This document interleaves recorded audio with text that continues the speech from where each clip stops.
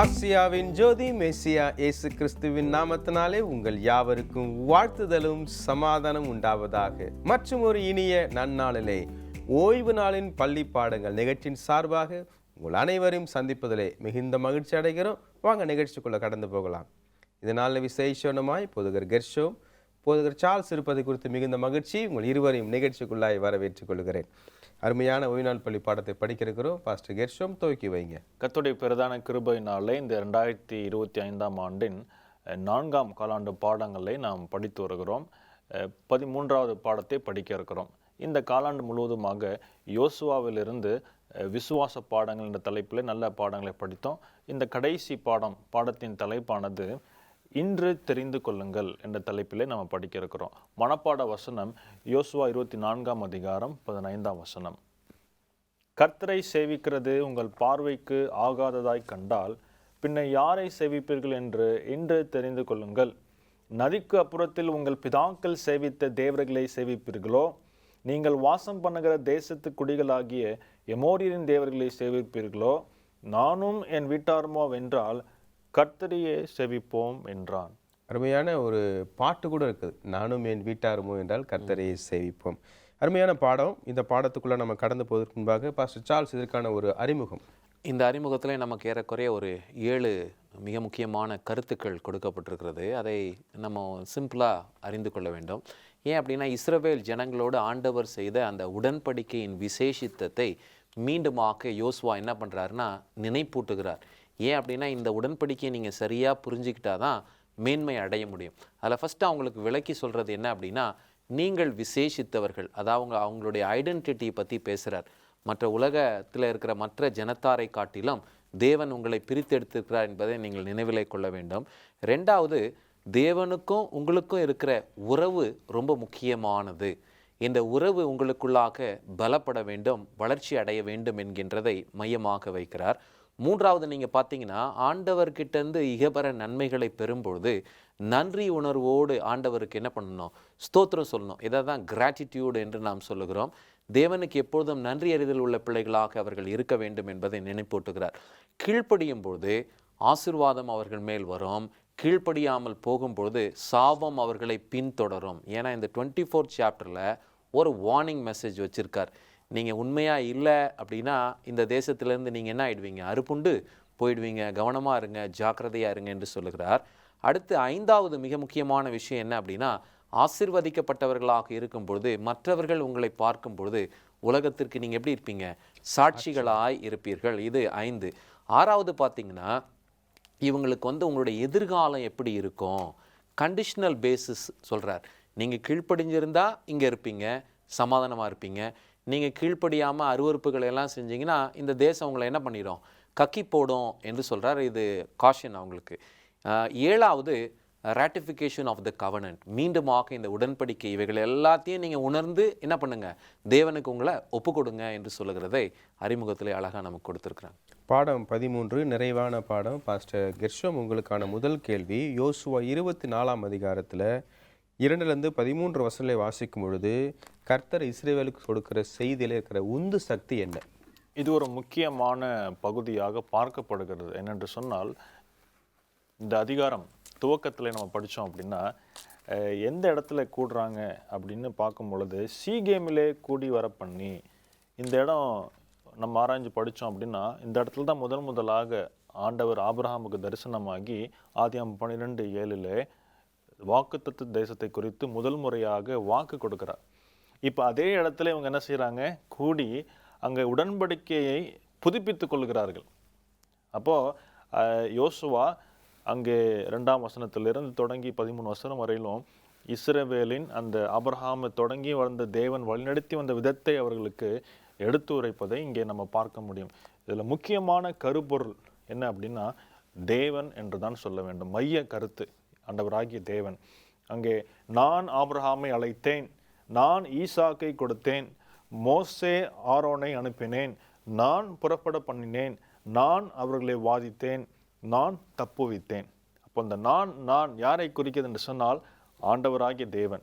தேவனுடைய சுத்த கிருபையினாலே தேவன் அவர்கள் என்ன செய்தார்? இந்த இடத்துக்கு கூட்டி வந்தார். அதனால தான் அவர் இடத்துல சொல்லுவாங்க, உபாமம்ல ஆகாமியம் கொள்ள வேண்டாம், நீங்கள் இங்கே வந்து சுதந்திரித்து கொண்டதுனாலே ஆகாமியம் கொள்ள வேண்டாம், மாறாக தேவன்தான் நீங்கள் இங்கே வந்ததுக்கான காரணனாக இருக்கிறார், ஆகினாலே அவரை விட்டு விடாதீர்கள் என்று சொல்லி அங்கே யோசுவா இந்த காரியங்களை சொல்லுவதை நாம் பார்க்க முடிகிறது. பாஸ்டர் சார்ல்ஸ், திருச்சபை ஒரு பொது உடைமையோடு அவர் கொடுக்கப்பட்ட பொறுப்புகளை உணர்ந்து எப்படி திருச்சபை ஒன்றுக்கொண்டு உதவியாக இருக்க முடியும்? திருச்சபைக்கு ஆண்டவர் கொடுத்திருக்கிற முதல் நோக்கமே என்ன அப்படின்னா, இஸ்ரவேல் ஜனங்களை குடியேற்றின பொழுது சொன்ன அதே காரியம்தான். அவங்க ஒற்றுமையாக இருக்கணும். ஒற்றுமையாக இருக்கணும் அப்படின்னா அவங்களுக்குள்ள ஏக சிந்தை இருக்கணும். ஏக சிந்தை உருவாக்கத்தக்கதாக ஆண்டவர் அவர்களுக்கு கொடுத்தது என்ன? மோசையின் மூலமாய் நியாய பிரமாணங்களையும் கற்பனைகளையும் கொடுத்தார் என்று பார்க்குறோம். இன்றைக்கி ஏன் சபை வந்து பிரிஞ்சிருக்கு அப்படின்னா, அவங்கவுங்க வசனத்திற்கு ஒரு விளக்கத்தை கொடுக்குறாங்க. ஆனால் அப்படி இருக்கக்கூடாது. மீதமான திருச்சபை எப்படி இருக்கும் அப்படின்னா, ஆண்டவர் கொடுத்த வாக்கியங்களை முழுமையாக புரிந்து கொண்டு அதற்கேற்ற நடக்கையை வெளிப்படுத்துகிற ஒரு அனுபவம். இப்போ இன்றைக்கி நம்ம பிரசங்கம் பண்ணலாம், அதாவது பைபிளில் இப்படி இருக்குது அப்படின்னு சொல்கிறதுக்கும் நம்ம சாட்சியாய் வாழ்ந்து காண்பித்து பிரசங்கிக்கிறதுக்கும் என்ன இருக்குது? வித்தியாசம் இருக்குது. ஏன் அப்படின்னா, நம்ம அந்த சாட்சியாக வாழ்ந்து காண்பித்து பிரசங்கிக்கும் போது அது சபையில் இருக்கும் மற்றவர்கள் எல்லாருடைய வாழ்க்கையிலும் ஒரு தாக்கத்தை ஏற்படுத்தும். அதை தான் வந்து ஆண்டவர் இஸ்ரவேல் ஜனங்களுக்கு கற்றுக் கொடுத்தாரு. அதில் அவங்க தவறிட்டாங்க. ஆனால் கடைசி காலத்தில் இருக்கிற இந்த திருச்சபை அதை கையாள வேண்டும் என்பதை ஆண்டவர் நமக்கு பாடத்தின் மூலமாக கற்றுக் கொடுக்கிறார். நல்ல பாடங்களை படித்துக் கொண்டிருக்கிறோம். ஒரு இடைவேளைக்கு பின்பாக மீண்டும் சந்திப்போம். பிரியமானவர்களே, ஒரு இடைவேளைக்கு பின்பாக மீண்டும் நிகழ்ச்சி தொடரும். பிரியமானவர்களே, இடைவேளைக்கு பின்பாக மீண்டும் நிகழ்ச்சிக்குள்ள நம்ம கடந்து போகலாமா? யோசுவா 24ஆம் அதிகாரத்துக்குள்ளே நம்ம வந்திருக்கிறோம். நிறைய காரியங்கள் நம்ம பேசிகிட்டு இருப்போம். பாஸ்டர் கெர்ஷம், உங்களுக்கான கேள்வி என்னென்னா, யோசுவா 24ஆம் அதிகாரம் 14-15 வசனங்களை வாசிக்கும் பொழுது கர்த்தரிடத்தில் ஆவியோடும் உண்மையோடும் நாம் இருக்க வேண்டும் என்று சொல்லப்படுகிறது. இதனுடைய விளக்கம் என்ன?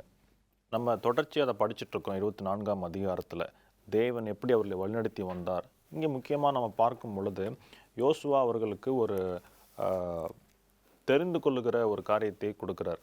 நீங்கள் யாரை தெரிந்து கொள்ளுவீங்க? வசனம் 14 24ஆம் அதிகாரத்தில் வாசிக்கும் பொழுது, ஆகையால் நீங்கள் கர்த்தருக்கு பயந்து அவரை உத்தமமும் உண்மையுமாய் சேவித்து உங்கள் பிதாக்கள் நதிக்கு அப்புறத்திலும் எகிப்திலும் சேவித்த தேவர்களை அகற்றிவிட்டு கர்த்தரை சேவிங்க. ஆகையால் நீங்கள் கர்த்தருக்கு பயந்து அவரை உத்தமமும் உண்மையுமாய் சேவித்து உங்கள் பிதாக்கள் நதிக்கு அப்புறத்திலும் எகிப்திலும் சேவித்த தேவர்களை அகற்றிவிட்டு கர்த்தரை சேவியுங்கள். கர்த்தருக்கு பயந்து என்று சொல்லும் பொழுது பயந்து நடுங்குவதில்லை, மாறாக கர்த்தருக்கு உண்மையும் உத்தமமாக இருப்பதாக தான் அங்கே யோசுவா வலியுறுத்துகிறார். இதுக்கு ஒத்த நம்ம பல வசனங்களை வாசிக்க முடியல. வேறு 19-14 செவிடனை நிந்தியாமலும் குருடனுக்கு முன்னே தடுக்கலை வையாமலும் உன் தேவனுக்கு பயந்திருப்பாயாக, நானே கர்த்தர். அப்போ இங்கே என்ன சொல்ல வருகிறார் என்று சொல்லி நாம் பார்த்தோம் அப்படின்னா, தேவனுக்கு பயப்படுதல் என்பது தேவனுடைய பரிசுத்த தன்மைக்கு நிகராக நான் ஒன்றுமில்லை என்பதை நாம் புரிந்து கொள்கிறோம்.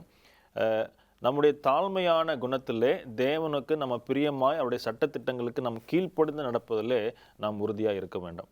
அதுதான் இங்கே அவர் சொல்லுகிறார். இங்கே ஒரு வாசகம் சொல்லப்பட்டிருக்கிறது, true reverence leads to service.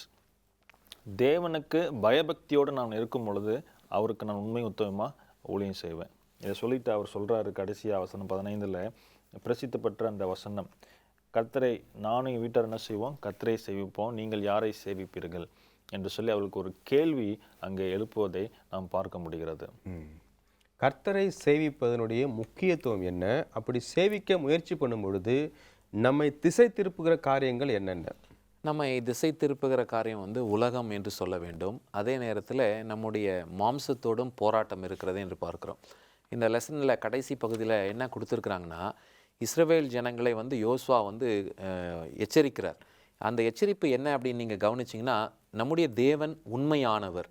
அவர் உண்மையானவராக இருக்கிறபடினால் அதே உண்மைத்துவத்தை தேவனுடைய பிள்ளைகள் வெளிப்படுத்த வேண்டும். இப்போ இன்றைக்கி பொதுவாக நம்ம யாரை வந்து நம்புவோம் அப்படின்னா, உண்மையானவர்களை தான் நம்புவோம். ஏமாற்றுகிறவர்களை போய் நம்ம எளிதாக நம்பி பணம் காசையோ இல்லை எதையோ ஒன்றையும் நம்ம கொடுக்க மாட்டோம். ஒரு நம்பிக்கையான நபர்னா இதை வச்சுக்கோங்க, நான் திரும்பி வந்ததை நான் வாங்கிக்கிறேன் என்று நாம் கொடுக்கிறது வழக்கமாக இருக்கிறது. அதுபோல் நம்பிக்கைக்குரிய பாத்திரவான்களாக இஸ்ரவேல் ஜனங்கள் வாழ வேண்டும் என்று அவர் வலியுறுத்தினார்.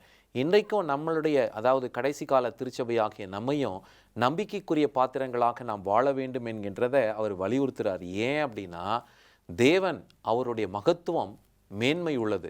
அந்த மகத்துவத்தை ருசித்த தேவனுடைய பிள்ளைகளுடைய வாழ்க்கையில என்ன வெளிப்படணும்? நற்குணங்கள் வெளிப்பட வேண்டும். அப்படிப்பட்ட குணங்கள் வெளிப்படுகிறதற்கு ஏதுவாக தான் serve the Lord with sincerity, உண்மையும் உத்தமமாக தேவனை தொழுது கொள். ஏன்னா இந்த சத்தியம் மாறுபடாது. எல்லா காலத்திலும் சத்தியம் எப்படி தான் இருக்கும்? ஒரே மாதிரி தான் இருக்கும். மாறுபடுகிறவர்கள் யாரு? மனுஷர்களாகிய நீங்களும் நானும் தான். ஆனால் இந்த சத்தியத்தை உற்று நோக்கும் பொழுது சத்தியம் உங்களை விடுதலையாக்கும் என்று சொல்லுகிறார். அதனால் இந்த டிசிஷன் ரொம்ப முக்கியம். ஆண்டவரை உத்தமமாய் தொழுது கொள்ளுகிற அனுபவம். யோசுவா 24ஆம் அதிகாரம் 14-15 கேள்வி கேட்குறார் யோசுவா. அந்த கேள்விக்கு மக்கள் என்ன பதில் சொல்கிறாங்க? நானும் என் வீட்டாருமோ என்றால் கர்த்தரை சேவிப்போம், நீங்கள் யாரை சேவிப்பீங்க கேட்ட மொத்தத்தில் அவர்களும் என்ன சொல்கிறாங்க அப்படின்னா வசனம் 16 வேறே தேவர்களை சேவிக்கும்படி கர்த்தரை விட்டு விலகிற காரியம் எங்களுக்கு தூரமாக இருக்கட்டும். நாங்களும் என்ன செய்வோம்? நம்மளை வழிநடத்தி வந்த தேவன், உடன்படிக்கையின் தேவன், வாக்குத்தத்தம் செய்த நம்முடைய தேவனையே நாங்கள் என்ன செய்வோம்? வணங்குவோம் அப்படின்னு சொல்கிறாங்க. அப்போது இதுக்கு யோசுவா என்ன சொல்லியிருக்கணும் அப்படின்னா, சரி அப்படின்னு சொல்லி அவர்களை ஊக்கப்படுத்தியிருக்கலாம், அவங்களை பாராட்டியிருக்கலாம். ஆனால் அவர் சொல்லுகிற காரியத்தை இங்கே நம்ம பார்க்கும் பொழுது சற்று வித்தியாசமாக இருக்கிற வசனம் 19 நாம் வாசிக்கும் பொழுது, யோசுவா ஜனங்களை நோக்கி, நீங்கள் கர்த்தரை சேவிக்க மாட்டீர்கள், அவர் பரிசுத்தம் உள்ள தேவன், அவர் எரிச்சல் உள்ள தேவன், உங்கள் மீறுதலையும் உங்கள் பாவங்களையும் மன்னியார். பார்த்தோம் அப்படின்னா சற்று வித்தியாசமாக கடினமாக அவர் பேசுவதை நம்ம பார்க்க முடியும். 20-22 வாசிக்கும் பொழுதும் அதை தான் அங்கே சொல்லுகிறார். அப்போது இதில் என்ன புரிந்து கொள்கிறோம் அப்படின்னா, இஸ்ரவேலின் சரித்திரத்தை நன்கு அறிந்திருந்த யோசுவா மறுபடியும் இப்படி ஒரு தவறு அவர்கள் செய்யக்கூடாது என்பதற்காக அந்த கடினமான வார்த்தைகள் அங்கே பேசுவதை அங்கே நாம் பார்க்க முடிகிறது. பாஸ்டர் சார்ல்ஸ், ஆண்டவரை சேவிப்பது மிகவும் முக்கியமான அவசியமான காரியம் என்று சொல்லி நாம் பார்த்து கொண்டிருக்கோம். உங்களுடைய விளக்கம் என்ன? இந்த பாட புத்தகத்திலே 3 கருத்து கொடுத்துருக்குறாங்க. அந்த முதல் கருத்து என்ன அப்படின்னு நம்ம கவனிக்கும்போது, ஆண்டவர் யார்? பராக்கிரமசாலி. இஸ்ரவேல் ஜனங்களை அதை அறிந்திருந்தாங்க. ஏன் அப்படின்னா அநேகர் வனாந்திரத்தில் என்ன பண்ணாங்க? அழிந்து போனாங்க. முரட்டாட்டம் பண்ணினவர்கள் எல்லாரும் ஆண்டவருடைய பிரசன்னத்திலே அவர்கள் அழிந்ததை அவங்க கண்ணார பார்த்ததுனால அவர் அக்கினிமயமான பிரசன்னத்திலே வாசம் பண்ணுகிற கர்த்தர், அவர் பட்சிக்கும் அக்கினியாக இருக்கிறார் என்பதை இவர்கள் அறிந்தபடினால் அவருடைய சமூகத்தில் சேரும்பொழுது ரொம்ப ஜாக்கிரதையாக இருக்கணும். அந்த உடன்படிக்கை பெட்டியை சாதாரணமாக யாரும் போய் என்ன பண்ண முடியாது? தொட முடியாது. அதை தங்களை சுத்திகரித்து பரிசுத்தமாக்கின யார் தான் தொட முடியும்? ஆசாரியர்களே தொழ முடியும். அப்படிப்பட்ட ஒரு சமூகத்திலே அவர்கள் ஊழியம் செய்யவும் தொழுகை பண்ணவும் அழைக்கப்பட்டிருக்கிறபடினால் அவங்க ரொம்ப ஜாக்கிரதையாக இருந்து இந்த தேவனுக்கு முன்பாக தங்களை தாழ்த்த வேண்டும் என்று நாம் பார்க்குறோம். முதல் அனுபவம். 2வது அனுபவம் நீங்கள் பார்த்தீங்கன்னா, இந்த தொழுகை பற்றிய காரியம் ஏதோ ஒரு கட்டாயத்தினால யாரோ ஒருத்தங்க அவங்கள கட்டாயப்படுத்தி நிபந்தனைக்குட்படுத்தினதுனால் வருகிற ஒன்று அல்ல. யோசுவா இவங்களை நீங்கள் இப்படி இருங்க அப்படி இருங்கன்னு ஒரு ஆலோசனையாக தான் சொல்கிறாரே தவிர அவங்கள இவர் என்ன பண்ணக்கூடாது? கட்டாயப்படுத்த கூடாது. முழு மனதாக தங்களுடைய விருப்பத்தினால் அந்த தொழுகை வர வேண்டும் என்பது 2வது கருத்து. 3வது நீங்கள் பார்த்தீங்க அப்படின்னா, இஸ்ரவேல் ஜனங்களுக்கு ஆண்டவர் ரொம்ப அழகாக கற்றுக் கொடுக்குறார். தங்களுடைய சொந்த பலத்தினால அவங்க ஆண்டவருக்கு என்ன பண்ண முடியாது? கீழ்ப்படிய முடியாது. ஆண்டவருக்கு கீழ்ப்படியினாலும் அந்த பலனை யார்கிட்டேருந்து தான் பெற்றுக்கொள்ளணும்? தேவன்கிட்ட தான் பெற்றுக்கொள்ள வேண்டும் என்பதை நாம் பார்க்கிறோம். நல்ல பாடங்களை படித்துக் கொண்டிருக்கிறோம். ஒரு இடைவேளைக்கு பின்பாக மீண்டும் சந்திப்போம். பிரியமானே, ஒரு இடைவேளைக்கு பின்பாக மீண்டும் நிகழ்ச்சி தொடரும். பிரியமானே, இடைவேளைக்கு பின்பாக மீண்டும் நிகழ்ச்சிக்குள்ள நம்ம கடந்து போகலாமா? யோசுவா 24ஆம் அதிகாரம் 22 நம்ம வாசிக்கும் பொழுது, உங்களிடத்துல இந்த அந்நிய தெய்வங்களை விலைக்கு போடுங்கன்னு சொல்லி கடைசியாக இன்னொரு முறை அவங்களுக்கு ஒரு எச்சரிப்பை கொடுக்குறார். ஏன்? நம்ம இந்த அதிகாரத்தை படித்தோம்னாலே நம்மளுக்கு தெரியும், யோசுவா திரும்ப திரும்ப அவர்கள் தேவனை நீங்கள் உண்மையாய் பின்பற்ற வேண்டும் என்று வலியுறுத்துவதை நாம் பார்க்க முடியும். ஏனென்று சொன்னால் இங்கே அதை குறித்து நம்ம பார்க்கும் பொழுது, யோசுவா ஜனங்களை நோக்கி கர்த்தரை சேவிக்கும்படி நீங்கள் அவரை தெரிந்து கொண்டதற்கு நீங்களே சாட்சிகளாக இருங்க. அப்போ யோசுவா வலியுறுத்துகிறார். ஆங்கிலத்தில் ப்ளீட். அதுக்கு ஏற்ற ஒரு எபிரேய வார்த்தை என்ன பயன்படுத்தப்பட்டிருக்கு அப்படின்னா நட்டா அப்படின்னு பயன்படுத்தப்பட்டிருக்கு. அதாவது செவியை சாய்த்து நீட்டி வளைந்து. ஆண்டவராகிய தேவன் எப்படி நமக்கு செவியை சாய்த்து நம்முடைய ஜெபங்களை கேட்கிறாரோ சங்கீதம் 31:2, அதை போல நாம் செவியை சாய்க்க வேண்டும். ஏசாயா 55:33 உங்கள் செவியை சாய்த்து என்னிடத்தில் வாருங்கள் ஆண்டவர் கேட்கிறார். அப்போ ஆண்டவர் என்ன எதிர்பார்க்கிறார் அப்படின்னா, நம்முடைய இயல்பான இருதயம் எப்படிப்பட்டதாக இருக்குன்னா பாவம் நிறைந்ததாக இருக்கிறது. இயல்பாகவே நம்ம பாவத்திலே நம்ம ஊறி இருக்கிறோம். அப்போது நம்ம போராடி தேவனிடத்திலே வருவது அவசியமாக இருக்கிறது. ஆகினாலே இங்கே மறுபடியும் யோசுவா என்ன செய்கிறாரு, நீங்கள் தேவனிடத்திலே வாருங்கள். அப்போ கடைசியில் சொல்கிறாரு, உங்களிடத்துல காணப்படுகிற அந்நிய தெய்வங்களை எல்லாம் விலக்கி போடுங்க. அவரிடத்துல நிறைய அந்நிய தெய்வங்கள் காணப்பட்டிருந்துச்சு, அதெல்லாம் விலக்கி போட்டு தேவனை உண்மையாய் நீங்கள் சேவிங்கள் என்று சொல்லி மறுபடியும் வலியுறுத்துவதை நாம் பார்க்க முடியும். ஃபஸ்ட் இது நேயர்களுக்காக ஒரு பொதுவான கேள்வி. எத்தனை முறை நீங்கள் ஆண்டவரிடத்தில் வாக்கு கொடுத்துருக்குறீங்க, ஆனால் அந்த வாக்கு கொடுத்து பிறகு அதை செய்யாமல் போனீங்க. இதன் மூலமாக ஆண்டுடைய கிருபையை எப்படி நீங்கள் மதிப்பிடுறீங்க? இது வந்து ரொம்ப முக்கியமான ஒரு கேள்வி, ப்ராக்டிக்கலான கேள்வி. நான் என்னுடைய வாழ்க்கையை அப்படியே யோசித்து பார்த்தேன், என்ன இதற்கு விடை கொடுக்கலாம் அப்படின்னு. அதிகமான நேரம் ஆண்டவர்கிட்ட செலவிடணும் அப்படின்னு சொல்லி நான் பொருத்தனை பண்ணியிருக்கேன். ஒரு நியூ இயரும் வரும்போது நம்ம போன வருஷம் கொஞ்சம் ஒரு நாளில் நம்ம அட்லீஸ்ட் இவ்வளோ நேரம் தேவனுடைய சமூகத்தில் செலவிடணும் அப்படின்னு யோசிப்பேன். ஆனால் நம்முடைய அந்த டிபார்ட்மெண்ட் ஒர்க்கு இதிலெல்லாம் ரொம்ப பிஸியாக இருக்கிறதுனால என்ன ஆகிடும் அப்படின்னா, அந்த நேரம் குறைஞ்சிட்டு அது ப்ரேயர் பண்ணுற நேரமாக இருக்கட்டும் அல்லது பிரசங்கத்தை ஆயத்தம் பண்ணுகிற நேரமாக இருக்கட்டும், அது அப்படியே குறைஞ்சிரும். சில நேரத்தில் வந்து ஒரு நாளில் கூட அவரும் ஜெபத்தோடு நம்ம முடிச்சுக்குவோம், அந்த தியானிக்கிற அனுபவம் இல்லாமல் போவோம். இப்போ எனக்கு ரொம்ப ஃபீல் ஆகும், நம்ம ஒரு பாஸ்டராக இருக்கோம், நம்ம வந்து நிறைய பிரசங்கங்களை ஆயத்தம் பண்ணணும். அப்போ உட்காந்து தியானித்து சிந்தித்தா தான் என்ன பண்ண முடியும், நம்ம வந்து மக்களுக்கும் போதிக்க முடியும். இந்த நேரத்தில் நான் குறைபட்டு இருக்கிறேனே என்று சொல்லி மறுபடியும் ஆண்டவர்கிட்ட மன்னிப்பு கேட்டு, ஆண்டவரே இனி வருகின்ற நாட்களில் மறுபடியும் உங்ககிட்ட என்ன பண்ணுவேன், நேரத்தை செலவிடுவேன் என்று சொல்லி இப்படி ஒரு போராட்டம் இன்னும் அது நிலைத்திருக்கிறது, நீடித்து வருகிறது என்று பார்க்கிறேன். ஆனால் இதில் வந்து என்ன ஆண்டவர் நமக்கு கற்றுக் கொடுக்குறாருன்னா, இப்படி நம்ம வந்து சில நேரங்களிலே குறைந்த நேரம் செலவிட்டிருந்தாலும் ஆண்டவர் நம்ம மேலே இரக்கமாக இருந்து மறுபடியும் நம்மளை என்ன பண்ணுறாரு, அவரோட சேர்த்து கொள்ளுகிறார். சேர்த்து கொண்டு அவருடைய ஊழியத்தை செய்கிறதற்கு மீண்டுமாக நம்மை தகுதிப்படுத்துகிறார் என்று நாம் பார்க்கிறோம். பாடத்தை நிறைவு செய்யும் பொழுது யோசுவா முழுமையாய் நிறைவு செய்கிறார் என்பதை பார்க்குறோம். இப்போ யோசுவானுடைய கடந்த கால வாழ்க்கையும் நம்முடைய எதிர்கால எதிர்பார்ப்பும் எப்படி நன்மையாய் மாறும்? இங்கே யோசுவா வெற்றியாய் முடித்தார் என்று தான் சொல்ல வேண்டும். இங்கே வசனம் சொல்லும் பொழுது 24ஆம் அதிகாரம் யோசுவா 29 இந்த காரியங்கள் நடந்த பின்பு நூனின் குமாரனாகிய யோசுவா எனும் கர்த்தருடைய ஊழியக்காரன் 110 வயதுள்ளவனாய் மரணம் அடைந்தான். அவருடைய மரணத்தை மாத்திரம் இங்கே சொல்லலை, அங்கே 32 எலியேசரும் மரித்து போகிறார். யோசேப்பின் எலும்புகள் அங்கே அடக்கம் பண்ணப்படுவதை அங்கே பதிவு செய்திருக்கிறாங்க. இதில் என்ன நம்ம புரிந்து கொள்கிறோம் அப்படின்னா, முன்னாடி காலத்தில் என்ன செய்வாங்க அப்படின்னா, எலும்புகளை தூக்கி கொண்டே செல்ல வேண்டும், ஏன்னா அவர்களுக்கென்ற நிலம் இல்லை. அவன் கடைசி அதிகாரத்தில் யோசேப்பு வாக்கு கொடுத்திருப்பார், ஆண்டவர் நிச்சயமாக உங்களை சந்திப்பார், அந்த தேசத்தில் நீங்கள் போய் சேரும் பொழுது என்னுடைய எலும்புகளை அடக்கம் பண்ணுங்க. அப்போது வாக்கு தத்தத்தின் ஒரு பரிபூரணமான நிறைவை இந்த முடிவு பகுதியிலே நாம் பார்க்க முடியும். தொடக்கத்திலே அவருங்க தேசத்தை சுந்தரிக்க போனாங்க, இங்கே சுந்தரிச்சிட்டாங்க. அப்போ யோசேப்புடைய எலும்புகள் அங்கே அடக்கம் செய்யப்படுகிறது. இனிமேல் அவங்க யாரோடையதும் தூக்கி கொண்டு போவதில்லை என்கிற ஒரு மேன்மையான ஒரு ஆவிக்குரிய பாடத்தை அங்கே நமக்கு இங்கே சொல்லப்பட்டிருக்கிறது. நல்ல போராட்டத்தை போராடினேன், ஓட்டத்தை முடித்தேன், விசுவாசத்தை காத்துக்கொண்டேன்னு சொல்லி பவுல் சொல்லுகிறார். யோசுவாவுடைய வாழ்க்கை அப்படிதான் இருக்கிறது. நம்முடைய வாழ்க்கை எப்படி இருக்க வேண்டும்? ஏன் அப்படின்னா, இந்த ஆவிக்குரிய ஓட்டம் என்பது ஒரு கான்ஸ்டண்ட்டாக நம்ம வந்து ஓடிக்கொண்டே இருக்க வேண்டும். நம்ம வந்து திரும்பி பார்க்குறதுக்கோ அல்லது உலகத்திற்குள்ளாக போகிறதுக்கோ நமக்கு நேரம் இல்லை. ஏன் அப்படின்னா, மத்திய 24 ஆண்டவர் சொல்லும் பொழுது முடிவு பரியந்தும் நிலை நிற்பவனே ரட்சிக்கப்படுவான். இஸ்ரவேல் ஜனங்களுடைய சரித்திரத்தை நீங்கள் எடுத்திங்கன்னா, எத்தனையோ ஆயிரம் லட்சக்கணக்கான மக்கள் புறப்பட்டாங்க. எல்லாரும் போய் கானான் தேசத்தை சென்றடைஞ்சாங்களா அப்படின்னு பார்க்கும்போது இல்லை, அநேகர் மரித்து போனார்கள்.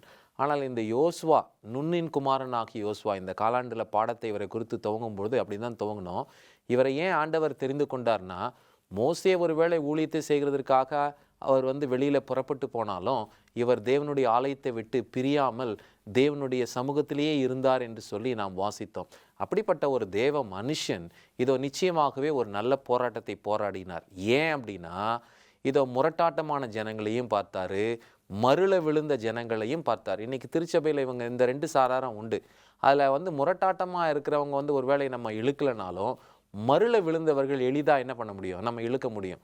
நம்ம யாராவது ஒரு தப்பு பண்ணிட்டாங்கன்னா அந்த தப்பை பார்த்து மற்றவங்களும் என்ன பண்ணுவாங்க, அவங்களே செஞ்சாங்க நம்ம செஞ்சால் என்ன என்று போகிறது உண்டு. ஆனால் இங்கே பவுல் இங்கே சொல்லும்போது பாருங்கள், புதிய ஏற்பாட்டில் நமக்கு ரொம்ப அழகாக அதை 2 தீமோத்தேயு 4ஆம் அதிகாரத்தில் 7வது வாக்கியத்தில் சொல்கிறாரு, நல்ல போராட்டத்தை போராடினேன், ஓட்டத்தை முடித்தேன், விசுவாசத்தை காத்து கொண்டேன். நம்ம எல்லாருக்கும் ஒரு ஆவிக்குரிய ஓட்டத்தை ஆண்டவர் நியமித்திருக்கிறார். அது மோசேவாக இருக்கட்டும், ஆரோனாக இருக்கட்டும், அல்லது யோவான் ஸ்தானகனாக இருக்கட்டும்.